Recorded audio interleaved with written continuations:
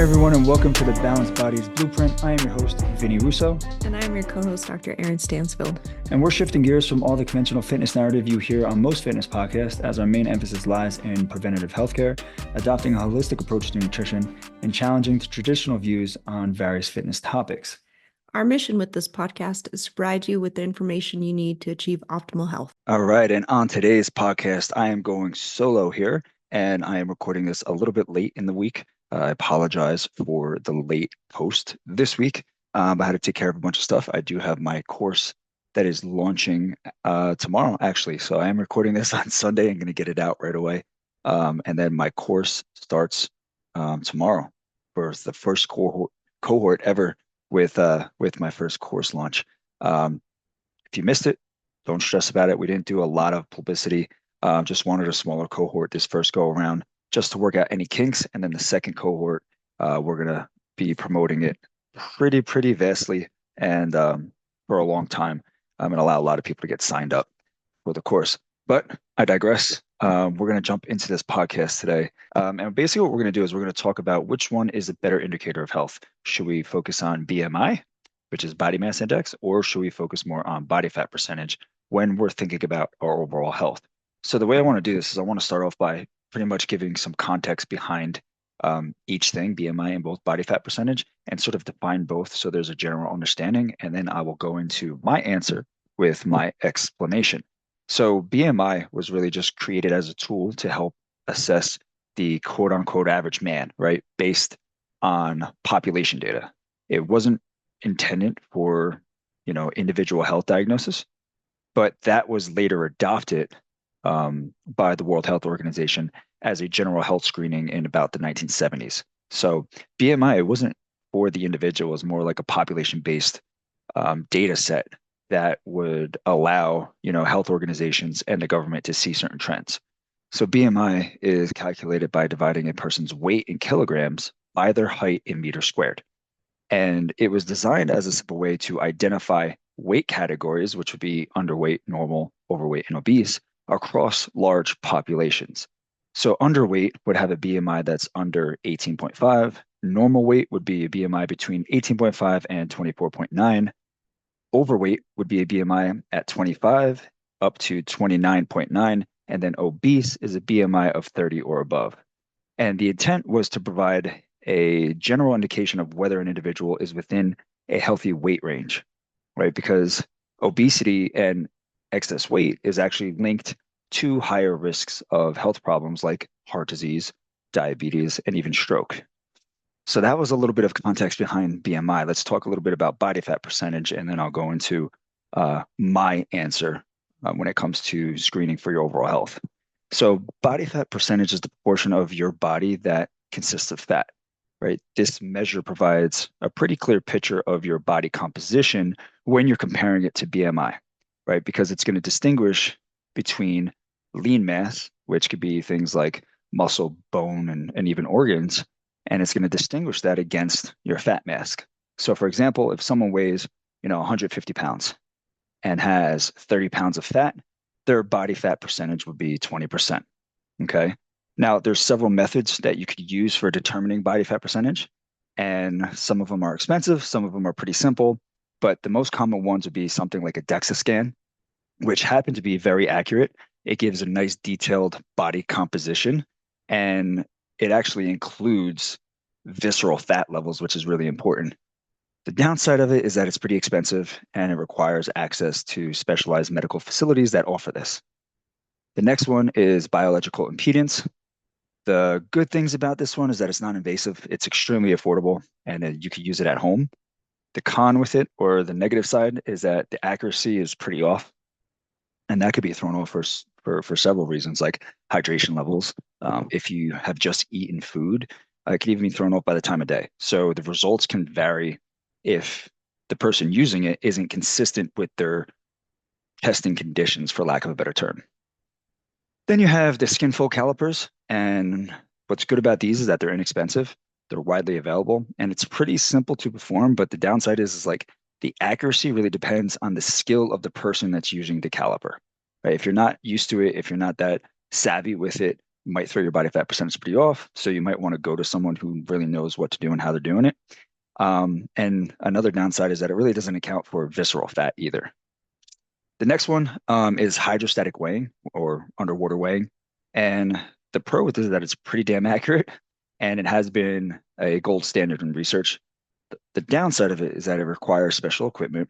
It could be extremely uncomfortable, especially if like you don't like being in water or you're not a swimmer. And it's not really easily accessible. It's hard to find these. And then the last one is the bod pod.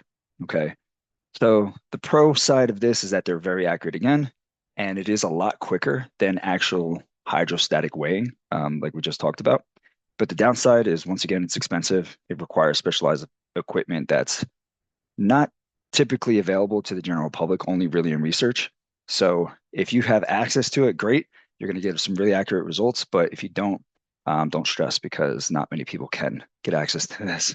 That's a little bit of background on both. So when we talk about my answer and what it's going to be, I'm going to explain in detail like the reasons for my answer, but I really, really feel that body fat percentage will give a more accurate picture of an individual health. So if we're talking about your health, you want to know body fat percentage. Now, listen, BMI, it does have its limitations at an individual level. It is still a really, really good tool when examining trends across large populations. So just because it's not going to give you like an accurate reflection of what your current health status is, it's still a really, really important tool. And it's still good to get this data on the public because public health organizations, governments, and researchers can use BMI to monitor the prevalence of obesity, of overweight individuals, and any related health issues on a national and even global scale, right? Since it's easy and because it's inexpensive, BMI allows public health officials to actually track changes in weight related health risks over time because it's very easy to do, right? It's not going to take a lot from people. You just need their height and their weight. And over the last few decades, BMI data has been very instrumental in showing the rising trends of obesity in many countries, especially the Western nations. So this data is great to have because it also helped informed, public health policies with changing food labels or having food label regulations, incorporating initiatives to promote physical activity and having those campaigns to combat childhood obesity. So this BMI data, it serves really as like an early warning system for identifying potential health crises. As just an example, when large portions of a population fall into like an overweight or obese category, governments and health organizations are then better able to anticipate the future burden of diseases like diabetes, heart disease, and hypertension, and then they can allocate their resources accordingly. So while BMI isn't perfect, it can still serve as that early flag for weight-related health risks amongst populations. I don't want to knock BMI, but I will go into why I didn't pick BMI. And the main thing is because it doesn't account for body composition, doesn't account for muscle versus fat. So it basically treats all body weight as the same, regardless of whether that weight comes from muscle, fat, water, or even bone, right? And this oversimplified approach can lead to incorrect conclusions about an individual's health. So if you look at me, like I'm 5'10" and I'm 190 pounds. I land in the overweight category and I am under 9% body fat right now. So I'm not going to say that I'm overweight. I'm not going to lean towards me being obese, but this is just an example because this is the same for a lot of athletes and bodybuilders or just anybody who really regularly weight trains because you're going to have more weight on you. And so the BMI might classify you as being overweight or even obese, even if you are extremely healthy and fit. Now, something that I found that was pretty interesting with BMI is how it can actually underestimate the health risks of individuals who have a normal or actually lower weight, but a high body fat percentage. And this is what we call like skinny fat, right? So it's like while the BMI places them into like a healthy range, they could still be at risk for metabolic disease like diabetes and even cardiovascular disease or issues with your heart because of the excess fat, and particularly if it's going to be visceral fat around the organs. Now, also with BMI, as people age, they typically lose muscle mass and gain fat, right? Even like really like older individuals go through something called sarcopenia.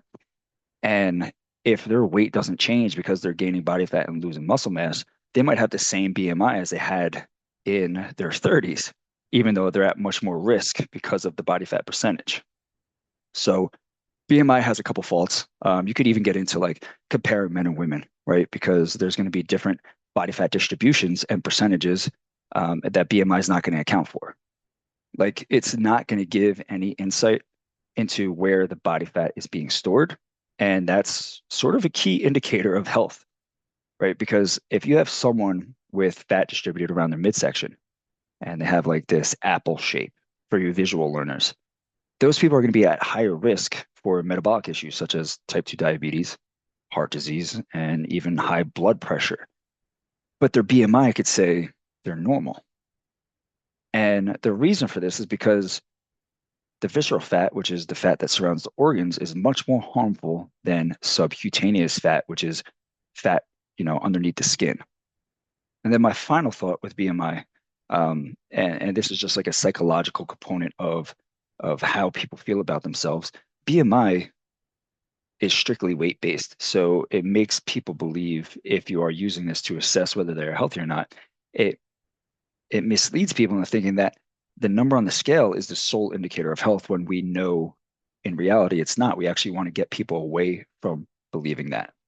Now, when we talk about body fat percentage paints a much more accurate picture of how a person's body is actually changing. So it's going to provide specific insight into how much of your total body weight comes from fat versus lean mass. And unlike BMI, which is only looking at your total weight in relation to your height, body fat percentage is going to offer a much clearer understanding of your physical makeup. So someone with a high body fat percentage is likely carrying more fat than lean tissue, which can indicate a higher risk of metabolic issues and diseases. On the other hand, if someone with a higher lean mass and lower body fat percentage, if you have that person, they're more likely to be healthier as lean muscle supports metabolic functions and overall fitness. So, knowing the body fat percentage and how it's actually distributed throughout the body is a better indicator of health risks. Now, when we look at excess fat, particularly visceral fat, remember that's the fat that wraps around your internal organs. This is strongly linked to chronic diseases like cardiovascular disease and type 2 diabetes. So, body fat percentage is a much more effective measure of these risks in particular because it can help identify individuals with too much fat relative to their lean mass. And this is especially true for people with normal BMIs who may still have a high body fat percentage, like we talked about earlier with those skinny fat people.